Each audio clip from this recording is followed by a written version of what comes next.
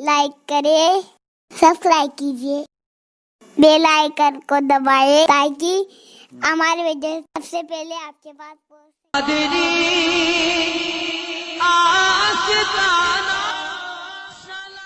हम कहते हैं हम आशिक़ रसूल है। कैसे? कहा कि हम नारा लगाते हैं गुलामी रसूल में मौत भी कबूल है, नबी के नाम पे जान दे देंगे, नबी का दामन नहीं छोड़ेंगे। मैं पूछता हूं इश्क रसूल का दावा करने वालों, मोहब्बत रसूल का दावा करने वालों, मुझे बताओ क्या हम अपने नबी के नाम पे जान दे देंगे? हाँ बिल्कुल दे देंगे। पूछता हूं जो शख्स नबी के नाम पर फजर की नमाज में 10 मिनट की नींद कुर्बान न करे, वो शख्स नबी के नाम पे क्या जान दे सकता है? हंसने की बात नहीं, सोचो जरा, थोड़ी देर गौर करो। इश्क मुस्तफा का दावा करने वाले मैं भी और आप भी, मैं आपसे सिर्फ तकरीर नहीं कर रहा हूं बल्कि मेरी तो तबीयत में ये है। अल्लाह जानता है कि मैं आपसे पहले तकरीर अपने आप से आप अपने आप को शामिल करके आप सब में, क्या हम आशिक़ रसूल हैं? सोचे तो सही, इश्क रसूल हमारे अंदर है, हमें आशिक़ रसूल कहलाने का हक है। बिस्तर पे हम सोते पड़े रहते हैं फजर की नमाज में, नहीं मौलाना आंख नहीं खुलती, मेरी आदत नहीं उठने की, आंख नहीं खुलती। एक सवाल करता हूं, अगर आपका दिल और दिमाग हाजिर, एक सवाल करता हूं, सच सच बताना, ईमान वाले दिल पे हाथ रख के बताना, अगर सुबह 6 बजे की ट्रेन से आपको कहीं जाना है, बोलो आंख खुलती है कि नहीं खुलती? ट्रेन के लिए आंख खुल सकती है, नमाज के लिए आंख नहीं खुलती। अगर ड्यूटी पे जाना है तो सुबह आंख खुल सकती है, किसी की नौकरी पे जाना है तो आंख खुल सकती है, खुदा की बंदगी के लिए आंख नहीं खुल सकती। एक मां सुबह सुबह सर्दी के मौसम में अपने बच्चे को जगाती है, बेटा उठ उठ जल्दी से स्कूल जा।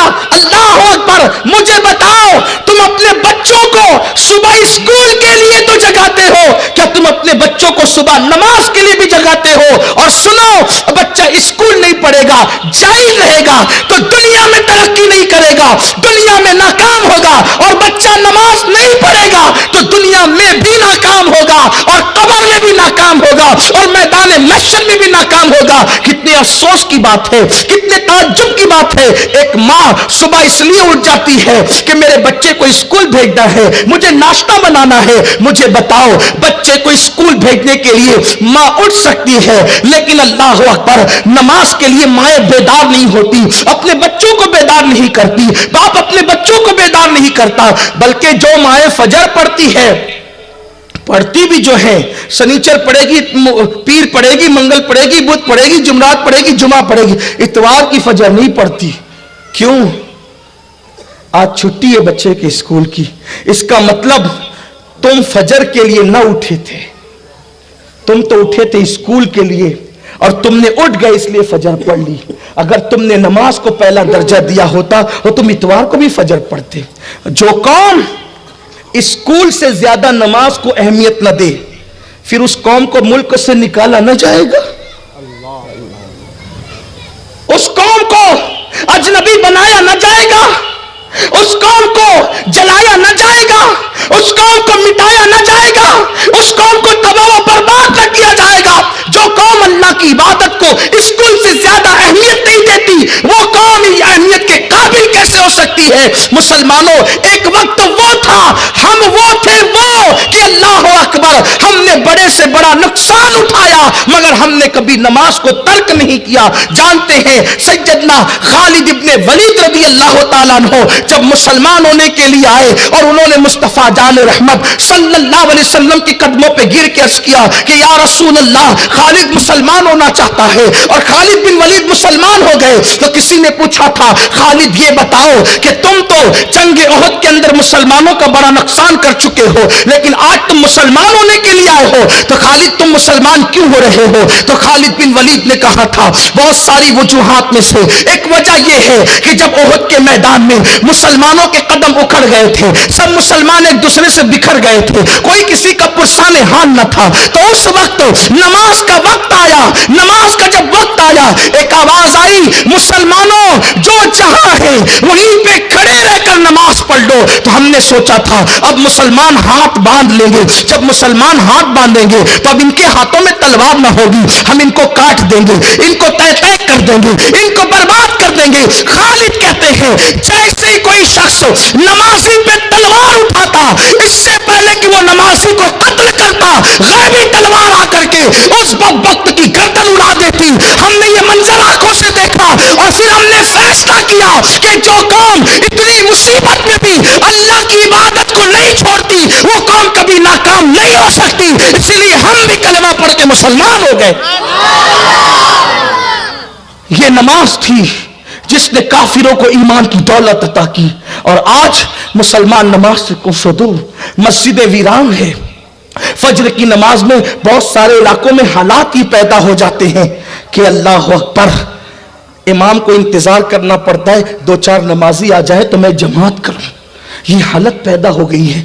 سوچو مسلمانوں، سوچو جب ہم بستروں میں پڑے رہ کر مسجدوں کو ویران کرتے ہوں گے اس وقت اللہ کے رسول کے دل پہ کیا گزرتی ہوگی۔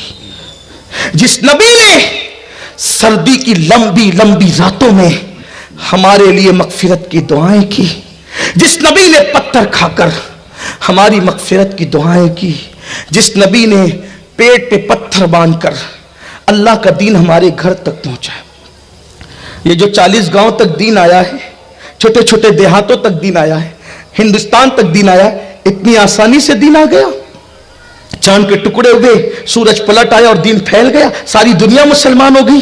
نہیں، سورج کا پلٹنا حق ہے، چاند کے ٹکڑے ہونا حق ہے، لیکن جو لوگ سورج کے پلٹنے کو دیکھ کے اور چاند کے ٹکڑے کو دیکھ کر مسلمان نہیں ہوئے، وہ قوم میرے نبی کی محنتوں سے مسلمان ہوئی۔ اور حضور نے محنت کتنی کی، تھوڑا حضور علیہ السلام کی محنت کا خیال تو کرو۔